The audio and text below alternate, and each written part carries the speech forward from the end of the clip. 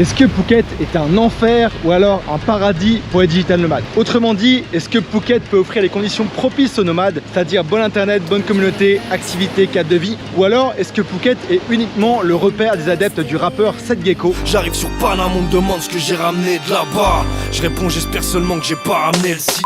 Et pour les touristes masculins de plus de 50 ans qui veulent trouver des filles et profiter du tourisme sexuel. Et c'est précisément pour répondre à cette question que je suis venu m'installer pendant 1 mois et demi ici à Phuket, dans le district de Rawai. Concrètement, si Rawai et Phuket remplissent les critères pour nomades, ce serait pour moi la meilleure destination avec plage en Thaïlande. Si c'est pas vraiment ça et c'est vraiment un repère à touristes et c'est l'enfer, dans ce cas-là, le titre, le trophée resterait pour Koh Phangan. Alors paradis ou enfer, regardons de plus près en passant à travers différentes catégories. Je te mets en description la carte Google Maps de toutes les adresses où j'ai été ici à Rawai et aux environs et que je te recommande.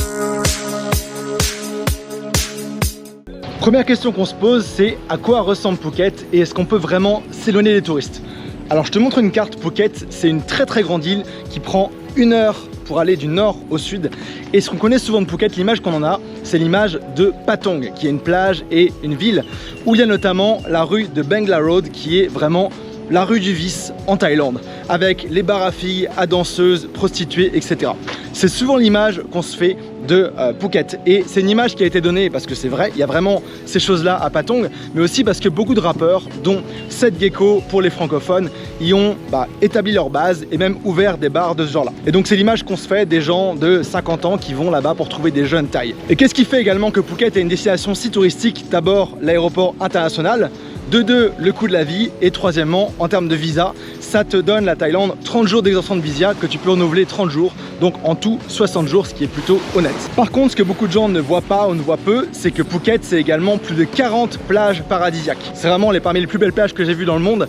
Et également Phuket Town, qui est une ville plus coloniale, plus historique. Également des temples, des forêts et plein d'îles aussi autour de Phuket. Et c'est pour ça que pour ma 3e fois à Phuket, j'étais déjà venu en 2017 pour renouveler un visa et l'année dernière rapidement, que j'ai décidé de m'installer dans le coin de Rawai, qui est la région vraiment au sud de l'île de Phuket, qui est vraiment entourée de plages. C'est un cap pour vraiment tester cette partie-là de Phuket qui est plus loin des masses touristiques, des bars pas franchement ragoûtants, et vous montrer tout ça. Retour d'expérience par rapport aux touristes donc à Phuket.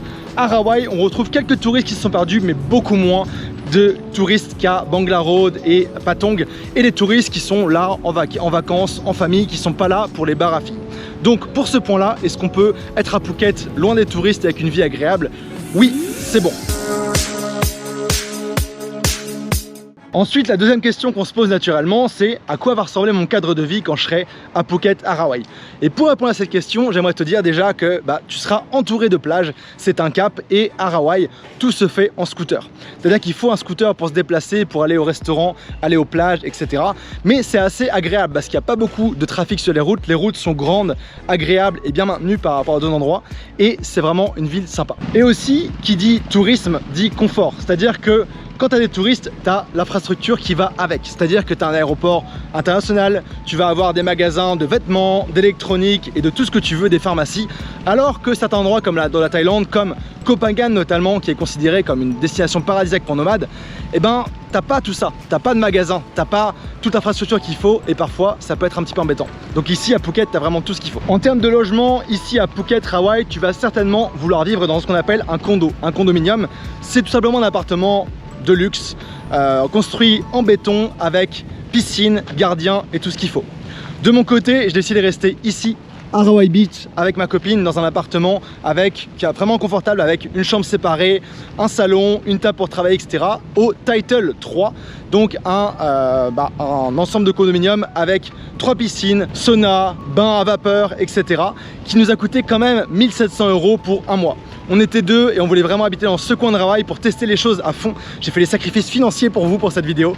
Et voilà, on a vraiment apprécié l'expérience. Mais vous pourriez aussi trouver un appartement un peu plus loin, à 10-15 minutes de scooter, à Chalong, pour à peu près entre 650 et 850 € par mois.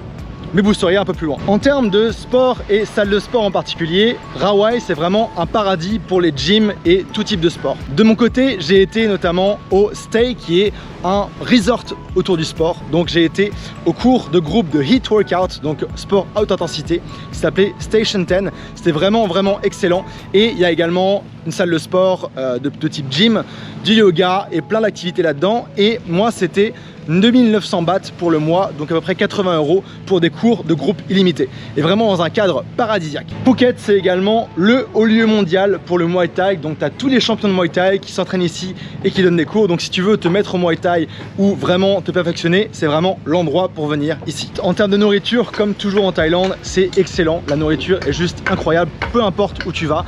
Mention spéciale pour Ban Klang Nam, le restaurant, on a été pratiquement tous les jours.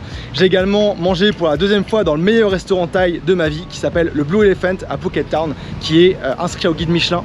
Tu as également pas mal de barbecues thaïlandais aussi, comme Alice Barbecue, et vraiment plein de super restos thaïlandais ici. Mais tu as également beaucoup d'expatriés qui vivent à Phuket, des expatriés français, il y a des restaurants français, mais aussi italiens, comme juste ici il y a une pizzeria vraiment excellente. Vraiment beaucoup de restaurants un petit peu partout dans le monde, indiens, etc. Donc la nourriture, vraiment gros point positif ici. Et il faut aussi que je mentionne les night markets, donc les week-end night markets qui s'installent le week-end. Donc il y en a ici le vendredi et samedi à Rawai Beach. Donc plein de petits, très tôt, des gens qui s'installent, qui font la nourriture de rue. Et donc il y en a ici, mais il y en a également à Phuket Town et c'est un moyen de tester plein de différents plats thaïlandais vraiment en mode traditionnel pour beaucoup moins cher aussi, c'est à dire que tu peux manger littéralement pour 1 ou 2 €. En termes de sortie, tu as également plein de bars et boîtes sympas. Je pense notamment au Laguna qui est un rassemblement de plein de bars. Donc oui, c'est un bar où il y a des filles, etc. Mais ça, c'est un classique en Thaïlande. Et en termes de club, on a été au Ju ce week-end avec les nomades, le groupe de nomades d'ici, je t'en parlerai plus tard. Vraiment très sympa. Je m'attendais pas à trouver ça ici. Donc en résumé, par rapport au cadre de vie et au confort de vie à Rawai, franchement c'est un gros pouce et vraiment paradis pour ça. Je profite juste quelques secondes d'arriver au milieu de cette vidéo avant de te parler des conditions de vie en tant que nomade pour prendre une pause et t'inviter à t'abonner à ma chaîne si t'es intéressé par le nomadisme, le voyage et le freelancing, et également si tu veux retrouver en description toutes mes ressources pour voyager mieux, plus longtemps et pour moins cher. Tu auras tout ça également en description. Je réponds maintenant à la troisième question. Est-ce que toutes les conditions sont réunies pour pouvoir être productif et bien travailler en tant que nomade? Je commence déjà avec le point crucial, c'est l'internet. J'ai été bluffé, littéralement bluffé par la vitesse d'internet ici à Rawai, dans les cafés, les appartements, etc. J'ai rarement vu des destinations où je pouvais trouver internet jusqu'à 700-800 mégas dans n'importe quel café, et ça c'est un gros point positif. Il faut noter aussi que si tu as un forfait Free Mobile, tu as accès à internet 4G voire 5G de 25 Go en Thaïlande par mois, ce qui est assez intéressant. Et au pire, tu peux toujours prendre une carte SIM locale thaïlandaise qui te coûtera à peu près 10 € par mois. Il y a également une panoplie de cafés desquels tu peux travailler qui sont vraiment hyper confort. Typiquement, moi j'ai adoré travailler au Canal Café, Rise and Grind, au Rustic and Blue, au Boost Café, Gallery Café. J'ai pas assez de doigts sur la main pour te les compter, il y a vraiment beaucoup de cafés. Il y a également quelques coworking si ça t'intéresse, il y en a 2-3, notamment le Let's Work et le Grind Time. Donc clairement, par rapport aux conditions de travail et de productivité à Rawai, c'est vraiment un gros oui. Mention spéciale au Wi-Fi, je t'aime. Question numéro 4, est-ce qu'il y a une communauté de nomades à Rawai? Est-ce que je vais être tout seul dans mon coin ou est-ce que je vais kiffer avec un groupe de personnes qui ont les mêmes valeurs et mêmes activités que moi? La réponse est oui, j'ai été encore une fois agréablement surpris par ça à Rawai. Il y a énormément de nomades dans le coin et beaucoup de communautés très faciles à rejoindre. Il y a tout un réseau de groupes WhatsApp à la fois général, mais pour aller manger, il y a des repas presque tous les soirs, des groupes de volleyball, des groupes de femmes nomades, des groupes de salsa. Il y a vraiment énormément d'activités et tous les soirs, il y a des sorties, des restos, des shows organisés. On est justement sorti samedi soir au club Ju avec les nomades, le groupe de nomades. On était une vingtaine et c'était juste excellent, super ambiance et plein de connexions pro qui sont faites aussi. Donc gros point positif et paradis pour ça ici à Rawai. Est-ce qu'il y a des activités cool à faire à Rawai? Alors là, je t'arrête tout de suite, si tu doutais de ça, Phuket, c'est vraiment un paradis en termes d'activités. Je sais que je dis beaucoup paradis, mais tu comprends pourquoi. Et il y a plein de choses ici à faire. Déjà, tout ce qui va être plage partout autour. Donc autour de Rawai, il y a énormément de plages.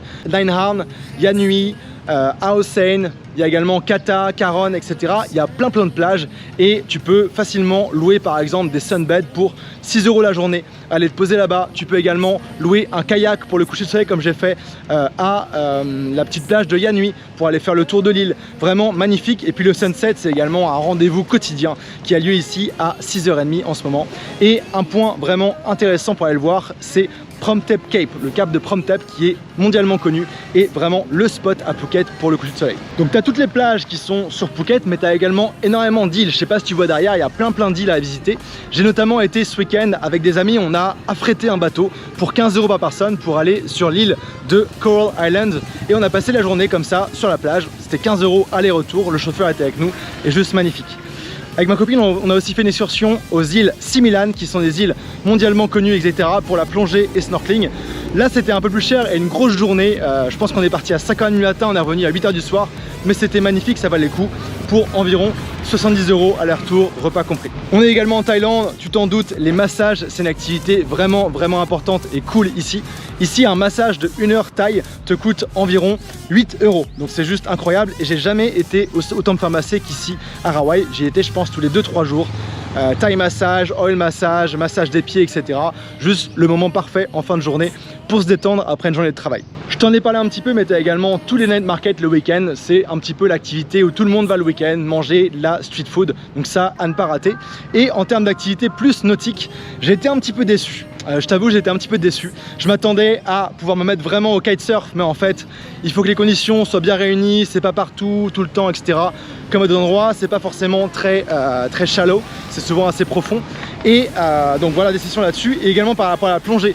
Moi, la Thaïlande, j'associe ça à la plongée, les îles. Sauf que Phuket, les spots de plongée sont souvent à 2 heures et plus de bateau.